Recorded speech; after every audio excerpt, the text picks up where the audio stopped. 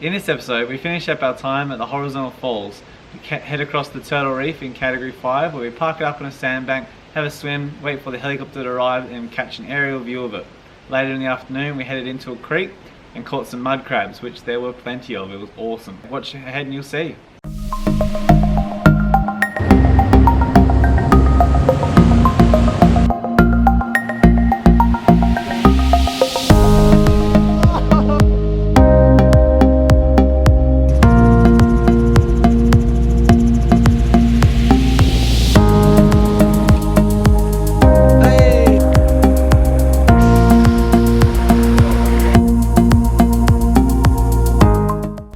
So today it's day 4. We're heading out to Turtle Reef, and then the chopper's going to meet us there, and we're going to go on a helicopter flight around the area, and we're going to come back, have some lunch, and we're going to head out mud crabbing. Hopefully we catch some mud crabs to have on the beach, make a little fire and cook those up. And tonight will be our last night here before we head off tomorrow.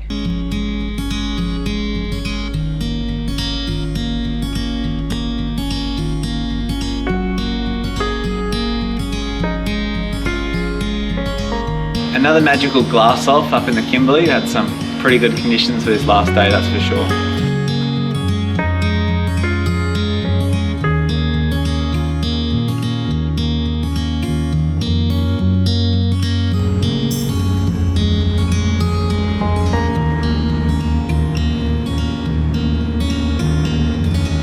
We woke up early and had breakfast on Barra Shack. We then hopped on the Category 5 to head out to Turtle Cove for the day.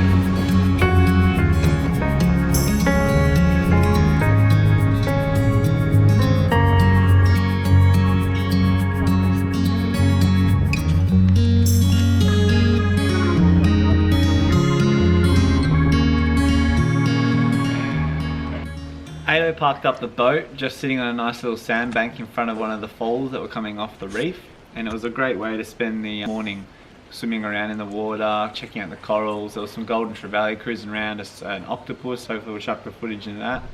And yeah, it was just a great little spot to anchor up for a bit, nice safe little area to have a swim.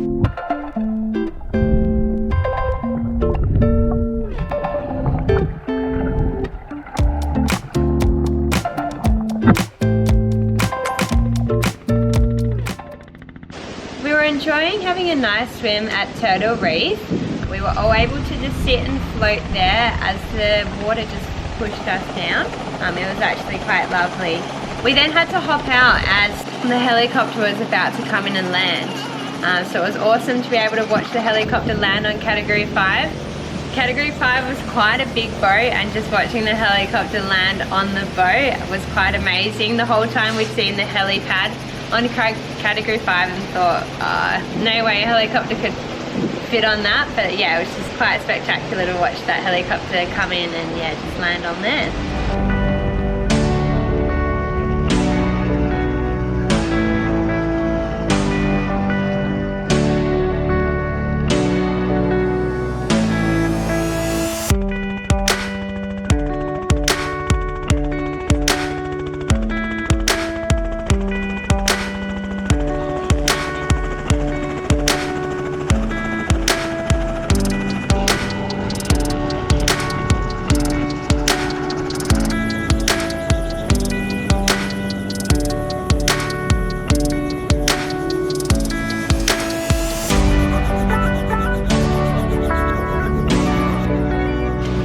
It was then our turn to hop on the helicopter for a ride over Turtle Reef.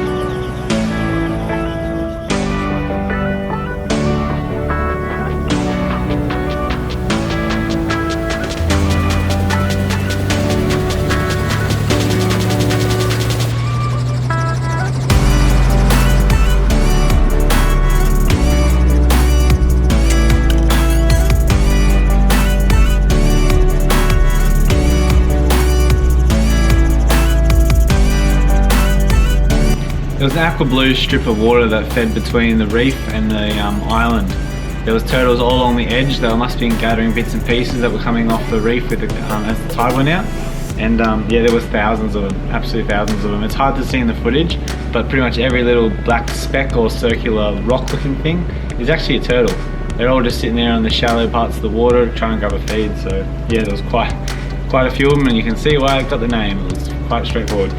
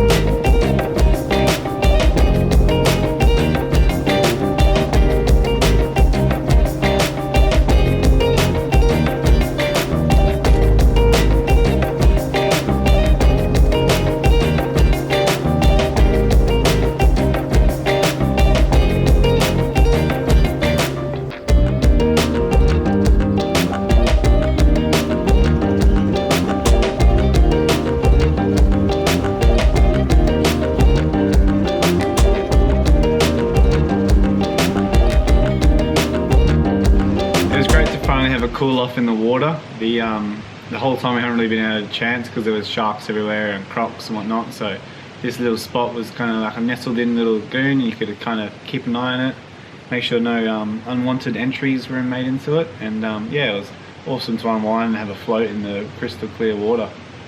As the tide started to go out, category 5 lifted up a little bit, so we all jumped aboard and cruised out through the channel back to the mothership, which is the Barra Shack. On the Barra Shack, a lot of the crew the entire time were talking about mud crabs, hinting towards maybe wanting to go catch some. There was a lot of mentions of, oh, mud crabs really do taste good. Oh, the mud crabs get caught in these areas. So the skipper took the hints and we headed out to search for some muddies up in the mangroves. The decky could sense my eagerness. He offered me a spot in the tinny as we headed off early to set the pots. We cruised up the creek, right up the creek, to find a real good nestled spot that was secluded from no one else. Not that there's many people up there anyway.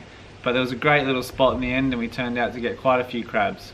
While Nick and Cam were deploying the crab nets, the rest of the crew, we were all in category 5, just making our way slowly out to the mangroves, giving the nets a bit of time to soak in the water and hopefully catch some crabs. Here in WA we can only use drop nets, so a lot of the Northern Territory guys and the Queensland guys have traps, so they just set them, come back later and find out what's in them.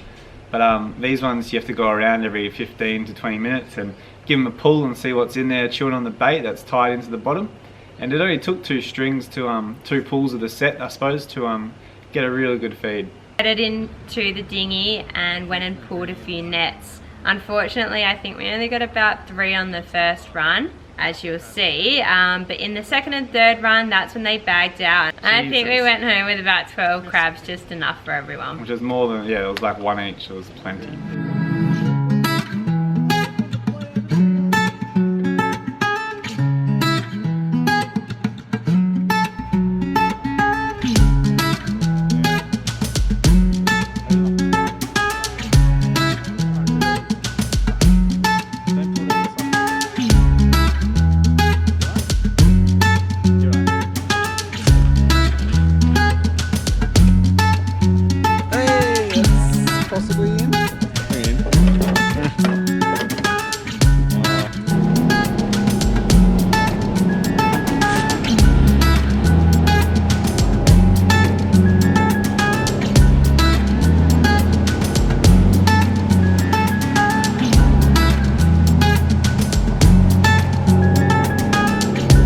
We got back to the barra shack with our crabs, and Ado decided to do some really good manoeuvring skills, and he got the massive houseboat with the tender on the back, which had the which was called the barra tail, which I found quite clever. That was where all the fuel was stored, and had the category 5 that Tinny tied off to. Anyway, he backed all that in and swung it into a bay, and reversed into this bay and had it up against the beach.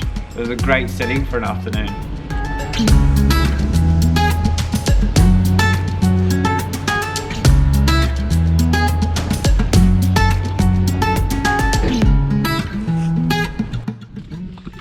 We're just on a wilderness excursion, just amongst the mangroves. Not sure about this, but you know, the crew's all behind there.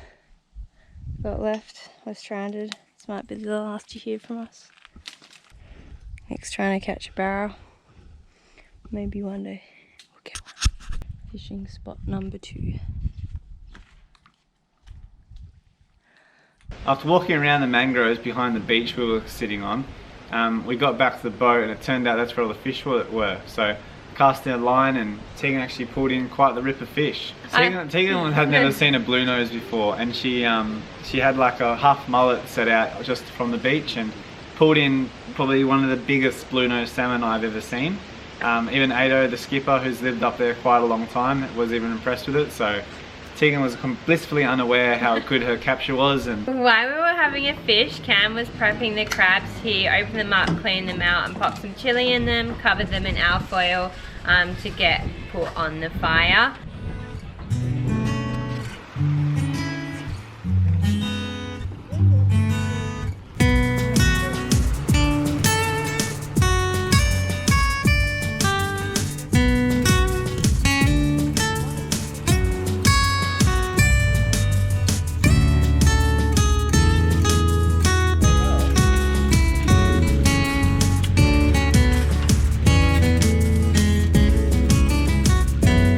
while the crabs were cooking, the shepherd was popping and a lot of laughs were had, the sun was starting to set. So once the crabs were cooked, we sat on the beach and just ate them, and it was so lovely just being able to sit there, watch the sun go down, have a champagne with our mud crabs. Thank you to Starlight for that champagne, because yeah, they supplied us on the first night. We weren't quite sure we were going to drink it, and we ended up having a sunset on a beach with some mud crabs, so it made for quite the setting.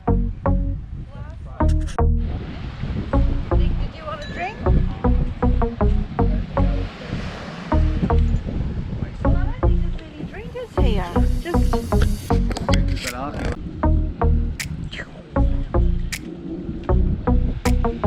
Tegan chicken chappers on the beach with the mud crabs and the boat and the people and the sunset. Tegan just smashed a big blue nose as well. Is that what you're celebrating, Tegan? Good fish, eh?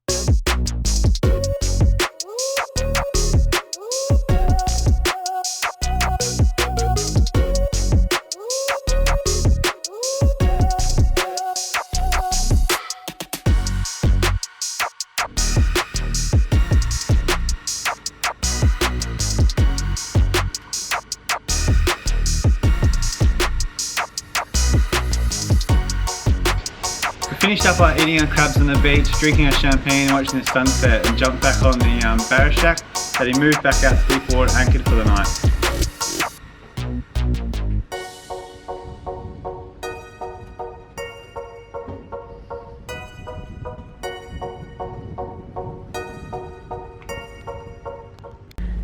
Morning, so today it's Saturday, it's our last day here. We're heading out fishing this morning, and I think we're going for a swim at the beach, and then we'll be heading back to the main city to catch the seaplane back to Broome, and then we'll be on our way back to Perth. Yeah, so I'm so excited to go through all the footage and show everyone what we've gotten up to this past week. It's been absolutely amazing. An unforgettable trip.